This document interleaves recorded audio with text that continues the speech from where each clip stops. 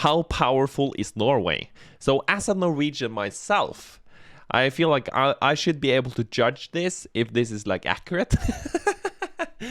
And maybe I can say something about like if I think this is or like if this is how I feel as a Norwegian. Are we this powerful? Or maybe I'm just gonna get shocked about how powerful we are. Or maybe I'm having too high hopes of how powerful we are. We'll see. We'll see. Let's check it out as a Norwegian. In June 2016, the United Kingdom voted to leave the European Union in a controversial referendum known as Brexit. Many Brits who supported Brexit argued that the UK would be better off if it adopted the Norwegian model, that is, remaining outside the EU while reaping some of the organization's economic benefits. But how well is this model working for the country? Just how powerful is Norway? Well, interesting. Yeah, it's kind of interesting that they start with like the Brexit there. But yeah, Norway is not a EU member. We got a custom little deal there, EØS-avtalen, which you would say in Norwegian. So we get like the really thick book of laws from them. But we don't get to say anything, I think. I don't think we don't think we have a vote, but we do get the laws and a lot of the benefits. True. Well, at nearly 150,000 square miles, or a bit larger than the US state of Montana, Norway is the second biggest Scandinavian country. But with a population of about 5 million, the country has the lowest population density in all of continental Europe. Still, that is kind of crazy, but yeah, we have like a very long country and very few people. So, and like a lot of Norway is like pretty shit to live in though. So, I wouldn't live like in the top tippity top of the mountain chains and stuff like that. There's probably people living there, but you're not gonna have like a supermarket and cinema and all of that up there. It's more like I like snow. Hey, 𝗦ci, I'm so sorry, but you're not the first. It's amazing how you're always the first. Yeah, it is. We're currently checking out how powerful is Norway. So it's kind of interesting as a Norwegian guy. But I was also like another comment here. He said like it's 5.2 million people, and someone mentioned in my chat yesterday that there's like 8 billion people on Earth. And what was the point? I think the point was that and Norway is less than 1% of that. It's like a very small percentage. And in statistics, there is like an error margin of like 1%. So in theory, Norway could not exist. Mind blown. Still, those who do live in Norway tend to be fairly well off. The country has the third highest per capita GDP in Europe and the fourth highest in the world. This is partially due to Norway being the largest per capita producer of oil outside the Middle East, accounting for roughly a quarter of the country's nearly $400 billion GDP. While the global slump in gas prices has taken a huge toll on other oil-dependent economies like Brazil and Venezuela, Norway has been less affected. This is because over the years, the country has stored much of its public money in its sovereign wealth fund, which is like... It is kind of crazy. Our wealth fund is huge. It's huge. If they paid it out to every Norwegian, we would have been rich. But we're not seeing much of that money. There's still like a bunch of people, so many people living below poverty. And we have this fund that is like the biggest, the greatest, which is crazy to think about. Like an investment account for countries. And Norway's is reportedly the largest in the world. Norway's economy also benefits from the country's unique arrangement with the EU. The so-called Norwegian model means that although Norway is not an official member, it has full access to the bloc's internal market, and it can trade most goods with member states duty-free.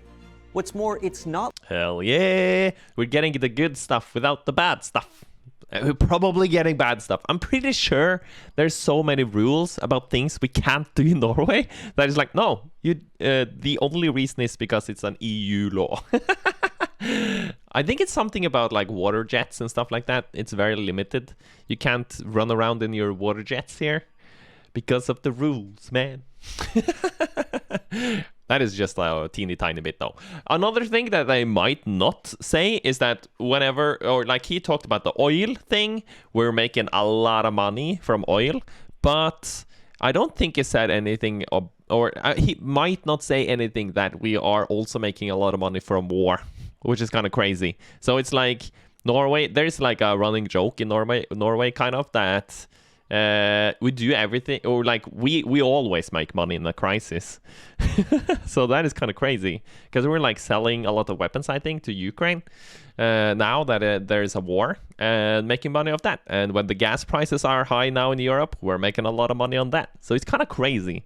Norway is like positioned well to reap the benefits of like bad times. It's kind of crazy. Not limited by the EU's strict internal trade policy, and thus has the freedom to negotiate free trade agreements with countries outside the organization. However, when it comes to Norway's defense, existing outside the EU does have certain disadvantages. Norway has little say in EU policies regarding regional security, which is problematic when dealing with Russia over their shared border. Still, Norway does benefit from its membership in NATO, which is crucial as the country is relatively... Did you guys know that the NATO leader, I think I'm pretty sure he is the leader. It's kind of crazy, weird, because they call it the secretary, but he's like the leader, and he's Norwegian. He used to be our prime minister. Whenever he like jumped over to NATO, started to become like the leader there, he turned old really fast. I'm so sorry, Jens Stoltenberg, but you grayed. He got gray, and you see worry in his eyes. It's kind of crazy. And also, what was I thinking about? Yeah, he's like, he also got the job as the central bank, like leader of the central bank here in Norway.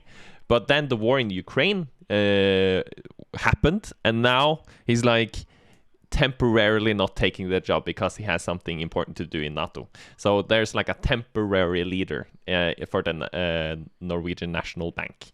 It's a central bank. It's crazy. Relatively weak on its own. Facts. Its military encompasses just 70,000 personnel and a $7 billion defense budget. Historically, Norway has built up its military through mandatory... It is so sad when you think about the Norwegian military. It's just a joke, man. I'm sorry, military. But I think everyone knows it. It's a little bit of a joke. Like, they have, like... we have, like, so many things we're paid for that isn't even running. It's like, I think it was something about, like, a lot of, like, helicopters and stuff. They were, like, super expensive, billions. And they're just standing there because we don't know how to fix them or something. It is crazy. And now it's been talked about, like, maybe we should fix them because there's war. But it is madness. And we spend this much money on it? Ay. It's like, yeah, I think they just think as long as we spend a lot of money, it's okay. It doesn't need to do anything. It just needs to be a high number. And also, like everyone says here, I think pretty much that it's okay. NATO is gonna save us anyway. So we just have to last for a couple days or weeks. I don't know how long, and then they will come here. It is also like it was a huge debate. Like Norway is a large country, right? And they talked about like, okay, we're just gonna defend half. It's easier. So we just let the Russians take half of Norway, and then we just defend the rest for a couple of weeks, and then NATO comes. And it's kind of sad for the people living like above the half of Norway. Because it's like, okay, so the Russians are gonna invade, you're not gonna help us, okay, but we still pay taxes, okay, but you're not gonna help us. It is insane. You're getting so many Norwegian facts here. You're getting under the hood from a Norwegian. Conscription. However, since the end of the Cold War, the country has relaxed its drafting policies, and in general, those who don't wish to serve are not forced to. That said, conscription is still an official civic responsibility, and in 2013, Norway became the first NATO and European country to expand this duty to women as well as men. As an economically stable and NATO-protected country, Norway is doing well. But like other Scandinavian countries, Norway is struggling to control an influx of migrants, integrate ethnic minorities, and navigate an aging population, all while maintaining its robust social safety net and economic competitiveness. If many Brits had considered these and Norway's other domestic issues, perhaps they would have thought twice before choosing to go it alone. Maybe. The Kingdom of Norway is also home to the 𝗦cy𝗰𝗶𝗹𝘀 Seed Vault, one of the largest collections of seeds in the world. And 𝗏𝚻 over on DNews got to see the inside of it. You can learn more about the Doomsday Vault by watching this video here. By digging a 100... The Doomsday Vault is so cool though. It has pretty much all the different plants and everything. So if things goes to shit, we can plant a new palm tree, man, from our vault. It's kind of cool. It's kind of cool. 130-meter tunnel deep into the mountain, the vault is underneath that permafrost, meaning they only had to cool it the remaining 12 Celsius. At that temperature, the 860,000 varieties currently in the vault can be held for decades. Thanks for watching Seeker Daily. Don't forget to like and subscribe for new videos every day. Cool, cool. Very cool video. And it is kind of fun. He didn't mention a couple of the things I mentioned. Ha ha ha ha. So now you know a little bit more than if you just watched the video. But the video was amazing. Let's like it. Let's subscribe. It is fantastic. Ay, ay, ay. Why does the Norwegian Navy have barcodes on their ships?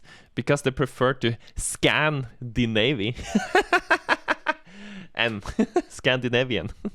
That was a good one, Fox, and good morning, Fox, and good morning, Bap.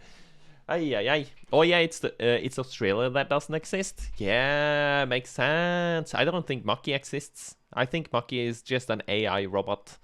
But this video was really interesting, though. I found it interesting. Like, it's so it's so satisfying to listen to people talk about your country, you know. Maybe I should talk about you guys' countries. Maybe that would be fun. Oh, that was a great idea. I'm gonna put it on my list. But it's crazy. Norway is like a very powerful country, but also a very like weak country at the same time. Like as I mentioned, like the military is kind of like but we have NATO, so it is kind of strong in like indirectly strong through that. And we do have like a lot of money in Norway, but there's still a lot of poor people. And we do have some issues with like figuring out how to like get migrants in. I think we have like, I don't think we do that really well. Maybe no countries does it well, but I think there's something with like difficult to find housing for them, and like some of the places they come is like very boring. So it's like not good for the kids to go to from somewhere that is like high population and very like a lot of things that are going on into like a place where there's like 200 people and everyone knows each other, and it's like nothing that is going on, and you have to like travel for miles to get to a store. It's like not great, I think. And yeah, there is so much good about Norway, and it's probably one of the best countries in the world. Maybe it is the best country, but even the best country has their issues, you know? 𝗦cie is a figment of our imagination. Yes, mass hallucination. So this video was very exciting. How powerful is Norway? I'll link it to you guys if you want to like check it out at home at night and think about how powerful Norway is. You can.